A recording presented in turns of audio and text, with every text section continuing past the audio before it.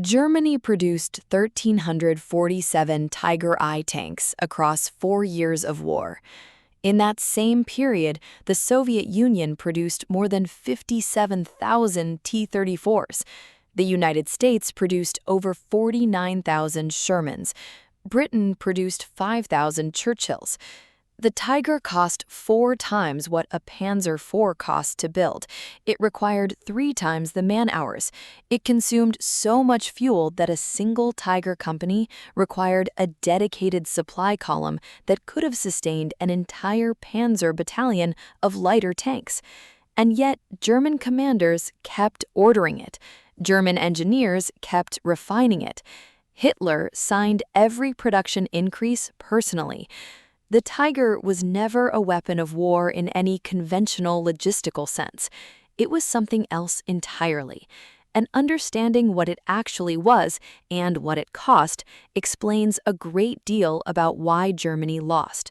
Not because the Tiger failed, because it worked, and they couldn't afford what worked. The world that made this machine necessary.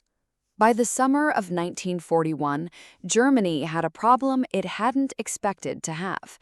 Operation Barbarossa had punched deep into Soviet territory in the opening weeks.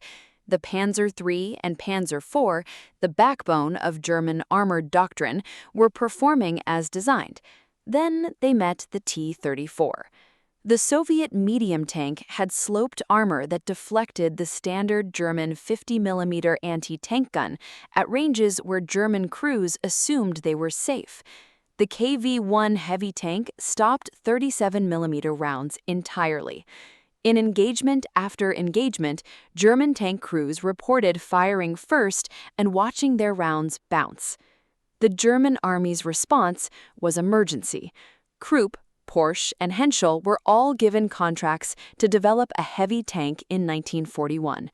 The specification called for armor that no existing Soviet weapon could penetrate and a gun that could destroy any tank it encountered.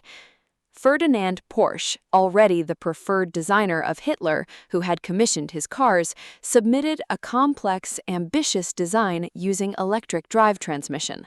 Henschel submitted a more conventional but heavier solution. Henschel won the contract in April 1942. Porsche had already built 90 hulls. Those 90 hulls became the Ferdinand tank destroyer, a vehicle so mechanically unreliable that it would later destroy more of its own engines than enemy tanks destroyed at Kursk. But the Tiger itself, the Henschel design, officially the Panzer Kampfwagen 6 Aus E, entered production in August 1942. It was sent to the front before it was ready. Hitler wanted it in combat for political reasons, before the engineering was finalized. The crews who first received it in Tunisia and the Eastern Front in late 1942 discovered that immediately. How it worked, and why that was the problem. In a conventional tank, armor thickness and weight are balanced against mobility. You accept a performance trade-off. You make a machine that can move, be maintained, and be replaced when lost. The Tiger rejected that logic entirely. Its frontal hull armor was 100mm. Its turret front was 100mm. For comparison, the T-34's frontal armor was 45mm.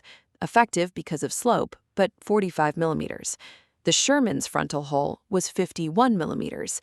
The Tiger's armor wasn't just heavier. At most combat ranges in 1942, it was functionally impenetrable to everything the Allies and Soviets had in the field. The gun matched the protection. The 88mm KWK-36, derived from the famous Flak 88 anti-aircraft gun, could destroy a T-34 at 1,500 meters, a Sherman at 2,000. In trials, the 88 penetrated 150 millimeters of armor at 1,000 meters.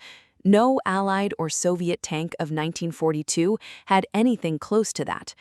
But weight has consequences that no gun barrel fixes. The Tiger weighed 57 tons. That is not a rounding error. The Panzer IV weighed 25 tons. A Sherman weighed 30 tons. At 57 tons, the Tiger was too heavy for most European bridges without engineer preparation, too heavy for certain roads in wet conditions, too wide for standard German rail gauge. It required special transport tracks fitted before every rail movement, then removed and replaced upon arrival. The final drive, the mechanical component that transferred engine power to the tracks, was a particular problem. It had been designed for a tank expected to weigh around 36 tons. When the armor specifications were increased during development, nobody went back and re-engineered the final drive. At 57 tons, it was perpetually overstressed.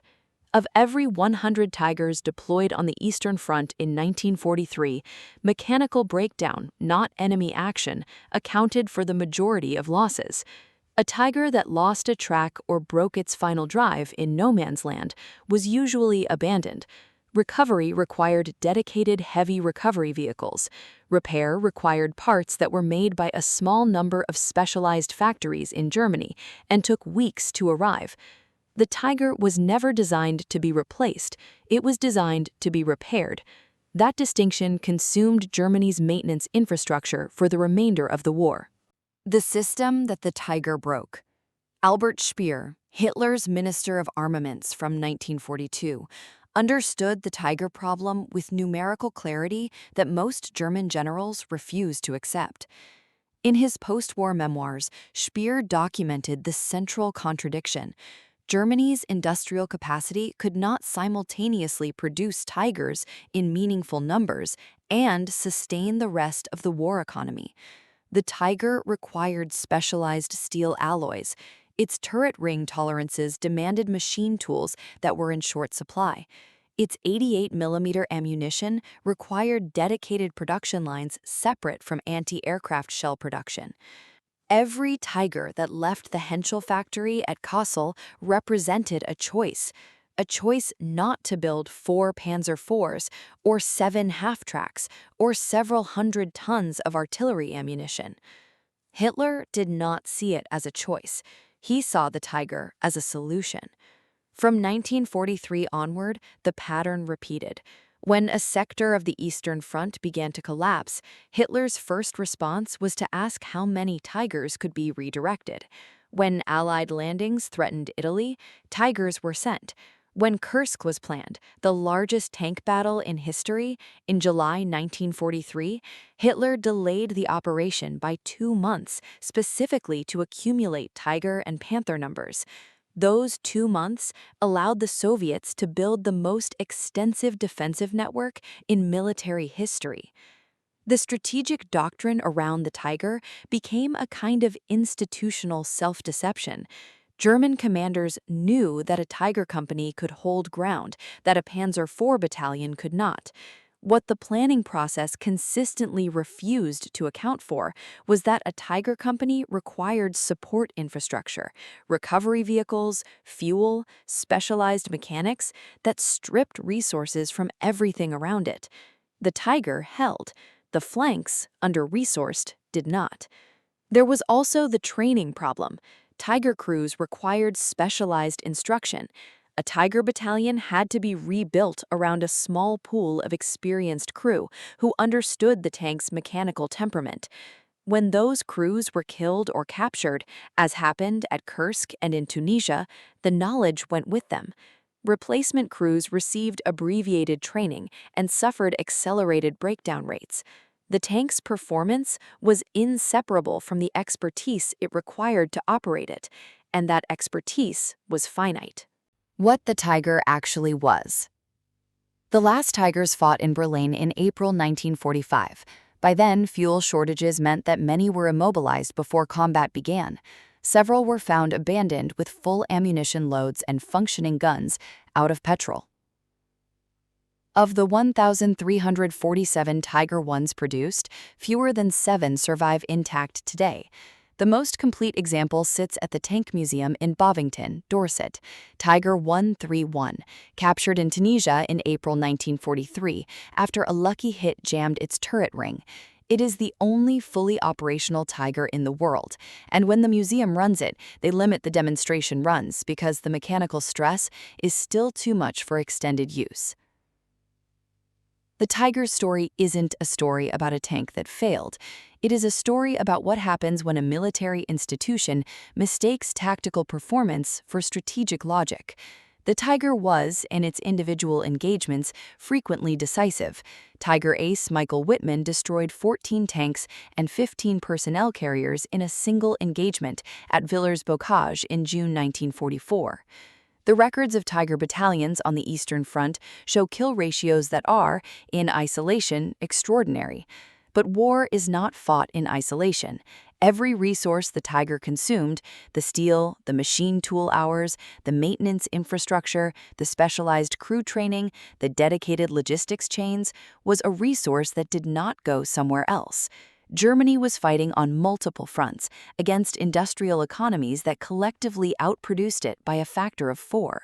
In that context, a tank that required 4 times the investment of its replacement and spent more time broken than operational was not a force multiplier.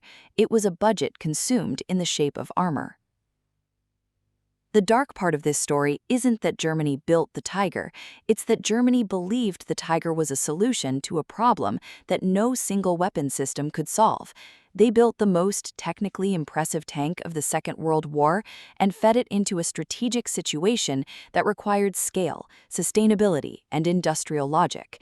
They built a masterpiece. They couldn't afford the canvas. If that's the kind of story you want more of, subscribe. Next, we're looking at the weapon Germany built after the Tiger and why it was somehow even more expensive to operate.